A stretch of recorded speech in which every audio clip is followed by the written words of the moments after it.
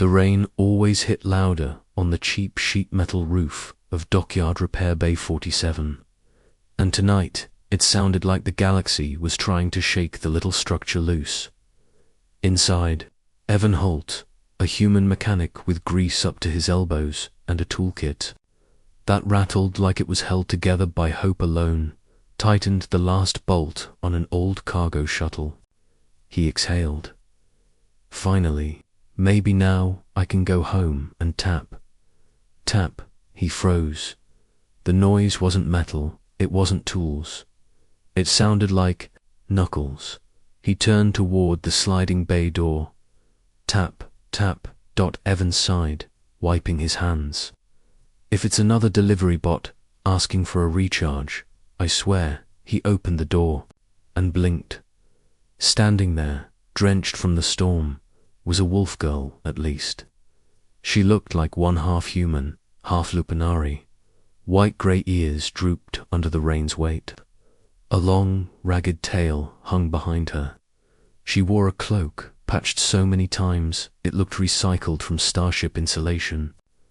Her yellow eyes glowed faintly in the dim light. She looked starving. She clutched her hands to her stomach. She whispered, voice trembling.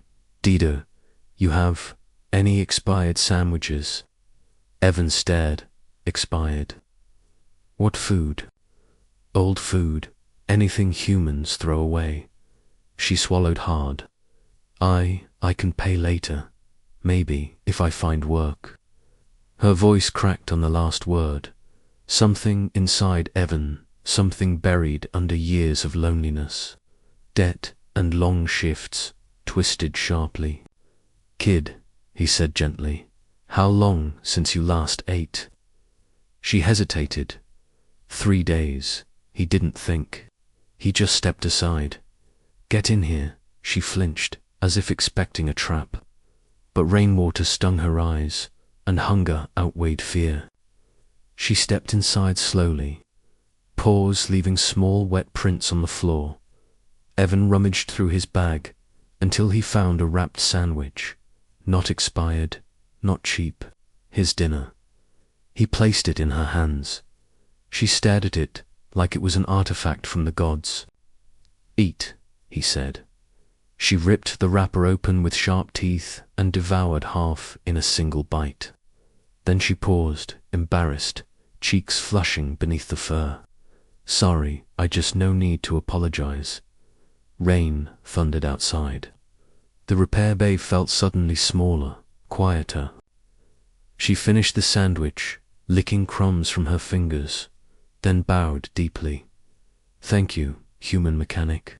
I'm Lyra, daughter of nobody, belonging nowhere. Evan frowned. There's no such thing as belonging nowhere. There is when your pack dies, she whispered. He froze. Your pack. She nodded slowly. Space pirates. They raided our refugee convoy. I ran. I've been running for months. Evan swallowed. He'd seen what pirate raids did. Too many times, Lyra continued, voice trembling but steady. I won't bring trouble to you. I just needed one meal. I'll leave now. He stepped between her and the door. You're not going out there in that storm. I've slept in worse. Not happening. Her ears flattened, but not from fear, from confusion. Why? Help me. Evan shrugged. Because you asked for expired sandwiches when you could have tried to steal something. Because you knocked instead of breaking in. Because, he sighed. Because you looked like someone who deserved better. She stared at him, eyes shimmering. Humans are strange, she murmured. You'll get used to it. The next mRNA Lyra was curled on a pile of old insulation blankets when Evan returned from the supply office with breakfast. She sat up fast, startled, tail puffing. You came back. Yeah, Evan chuckled. This is my workplace. Where else would I go? She hesitated. Most people don't return when a wolf is involved. He pushed a warm meal box toward her. I'm not most people. She ate slowly this time, savoring each bite. Between mouthfuls, I can work, you know. I can clean, or fetch parts, or run messages. I'm fast, strong. You don't owe me anything, but I want to repay, she insisted, ears perking.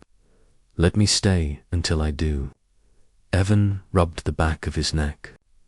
Well, a helper wouldn't hurt around here. Her tail wagged once, just once, but he saw it. The days that FOLWL turned out to be incredibly helpful. She could lift heavy engine panels like they weighed nothing. She memorized part numbers faster than Evan's datapad. She scared off thieves simply by standing near the door. Customers loved her, children adored her, and Evan found the bay didn't feel so empty anymore. But trouble was coming. Real trouble. The hunters. Arrive began with the sound of repulsor, engines deep, heavy ones. Not civilian. Evan and Lyra stepped outside. 3 black-painted cruisers descended toward the dockyard. Marked with a symbol Evan recognized instantly. The Red Claw Syndicate, Pirates. Lyra, single quotes as scars. Her missing pack. Her months of running. It all clicked. Her face drained of color. No, they found me. Evan grabbed her shoulder. Get inside.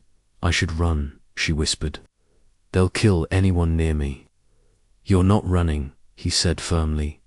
Not again. The pirates disembarked. Their leader, brute twice Evan's size with metal claws grafted to his fist, stepped forward. We're looking for a Lupinari runt, he growled. Grey ears, yellow eyes. Smelled her trail. She's here. Evan stepped between them and the door. You've got the wrong bay. The leader smirked. Human, move. We don't want to kill you for free. Evan's heart hammered, but he didn't move. She works for me now, he said, and I protect my crew. The pirates laughed. You, the leader sneered. A mechanic. Protect her. Evan pulled a small device from his pocketer, battered remote with one button. Buddy, he said, I fix ships for half this port. I know where every capacitor, thruster, and reactor coil is in a 5-kilometer radius. He clicked the button. From the cruisers came loud, crackling pops, the sound of 6 overloaded power cores, frying themselves. The pirates spun around in shock. Smoke rose from all 3 ships. Evan grinned. You parked in the spots I wired with sabotage charges. Congratulations, you're stranded. The pirates roared in rage. They charged, and Lyra burst from the doorway. No, she shouted. Her claws came out with a metallic rasp. She moved like lightning, vol-fast, star-fast. She knocked 2 pirates aside, skidded under a plasma blade, and slammed into the leader with enough force to crack metal flooring. Evan grabbed a wrench because what else does a mechanic fight with, and cracked a pirate across the head. Minutes felt like seconds. When it was over, the survivors scrambled away into the rain, fleeing on foot. Evan leaned against a crate, panting. Next time, he wheezed, we install security drones. Lyra stared at him, stunned. You fought for me, she whispered. You risked everything. He shrugged, wincing. Told you, crew. Her eyes softened. Something ancient and instinctual flickered in her expression. In my culture, she said quietly, a wolf who finds someone who protects them, stays with them for life.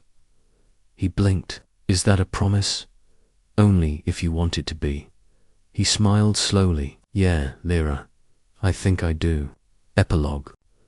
1 month later, Dockyard Repair Bay 47 had a new sign.